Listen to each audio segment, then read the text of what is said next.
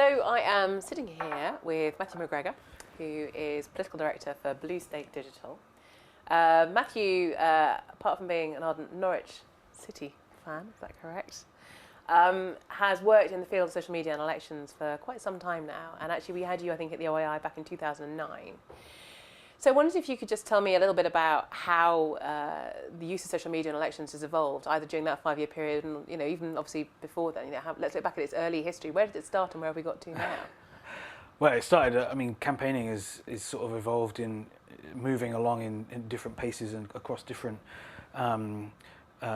disciplines. I was looking at the White House's first website from, I think, 1994 the other day, and it was very, very GIF heavy. And obviously websites evolved and now we're back at GIFs, so a lot of these things are pretty circular.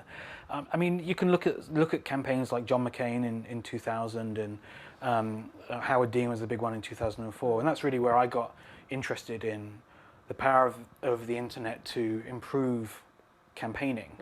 But I think it's important when we're looking at how campaigns have evolved, how digital campaigns have evolved, to always keep going back to the fundamentals of what a campaign is about. A campaign is about issues and who will improve the lives for me and my family and for the country, and digital campaigning is a set of tools that helps us to do those things better, more efficiently, hopefully more transparently, and in a way that brings more people in.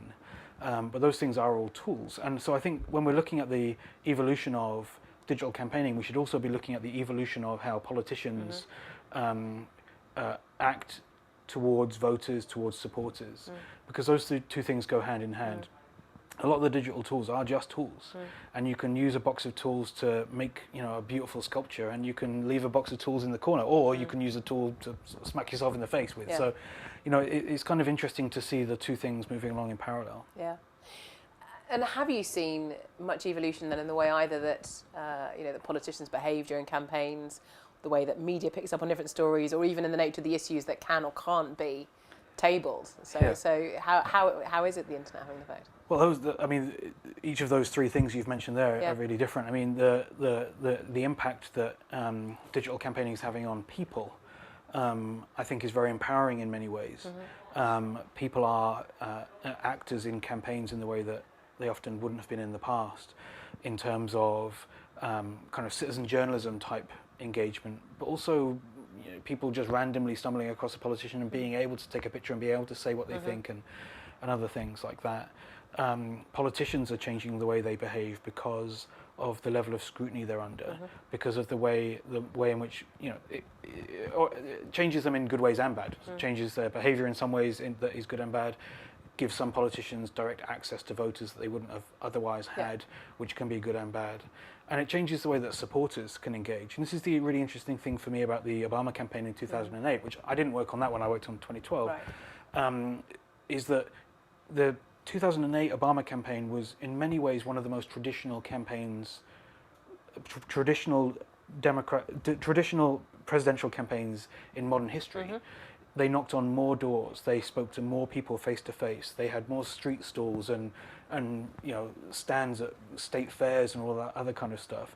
But they're able to do that because of the way that digital tools allowed more people to come together, to crowdfund their campaigning, to find each other, to be more efficiently organized in terms of where to go and whose doors to knock on and what to say. And so I think it's the evolution is changing politics very dramatically, but in some ways there's an element of the more things change, the more they stay the same. There's also, though, isn't there, this sort of more cynical perspective on some of this, which suggests either that some forms of digital engagement are fairly unimpactful, for example, and you might be better off spending your time sort of liking something on Facebook. You might be better out getting out on doorstepping. Or the other view, which is that actually we're going to focus so much more now on what the tools can do that we don't focus on the content anymore. Is there anything to those criticisms, do you think? I think there's a lot to all of those criticisms, but I don't think you can apply it in a blanket way. Some people use the internet in pretty dumb ways. That doesn't make the internet dumb. It makes the people who are using it in dumb ways dumb. And so, yes, just because you can do something on the internet doesn't mean you should. in some extreme examples, obviously. But there are temptations because you can have a Yo account, a Snapchat account, and all of these different things that it can be a temptation to be all across the place. Yeah. So in a very benign way, campaigns have to take very robust clinical decisions about what to do based on the outcomes they're trying to achieve, not on it would be nice to 2016, we're going to see the first US presidential election on Snapchat in Rand Paul. It's an incredible time to be alive. Wow. But does that help him? I mean, I don't really know. Maybe I need to talk to my my nieces and nephews. I don't know anything about Snapchat. So, but just because you can be on Snapchat doesn't mean you should. Just because you can send fundraising email to your list doesn't mean you should in certain ways. Just because you can squeeze that little bit of activism out of people by blurring what's really true in order to scare them into being excited enough to do something, that doesn't mean you should. And so I think campaigns need to take really robust decisions about those kind of things.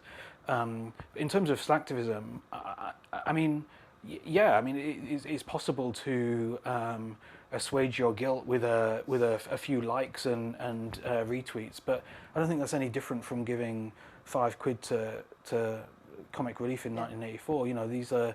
These are human traits rather than an internet phenomenon.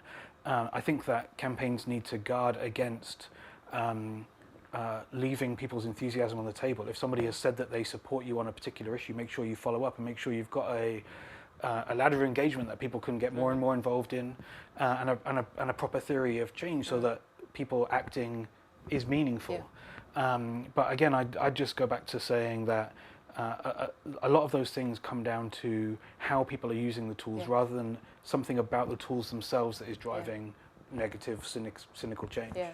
So in other words, as long as you focus on campaign strategy, the same as we've always done, and make those decisions strategically, then you're at less risk of using those sort of tools incorrectly. I'm going to put you on the spot with one last question. Obviously, we are coming out to the UK election year here. I know you probably can't say much about it, but given that we are an institute studying the impact of the internet on society, on politics, what should we be studying in the run-up to the next election? What's new and exciting? I think there are. To take a step back before I am going to answer your question, I'm not going to duck it. But to take a step back, I think there are different ways in which you can use online tools to try and influence an election. Because ultimately, elections at the fundamental heart are decided by issues and whether the country's going in the right direction, the wrong direction, whose values are closest to yours and your family's. The campaign can make a big difference in terms of who you're persuading and whether you're turning out your own vote. And digital can have a big impact on that campaign. But the thing I always say is that Barack Obama is president of the United States because of Barack Obama, not because he had a good email team, although the email team helped. But if you look at how digital campaigns will influence the campaign and how the campaign will influence the country, we can pay to put our content in front of people. Actually paid content, pre-roll on YouTube and Facebook advertising. Or you can try and motivate and mobilize your own supporters to be an army of advocates amongst their own social networks, online and offline, to knock on doors, to crowdfund and whatnot. And the Tories are going to outspend us dramatically by a factor of many times. And so I think they're going to be very loud and boisterous and engaged through paid advertising. And I think that's going to be something that's really, really interesting. Can a political party use donations from a small number of millionaires to affect a large number of people through paid online advertising?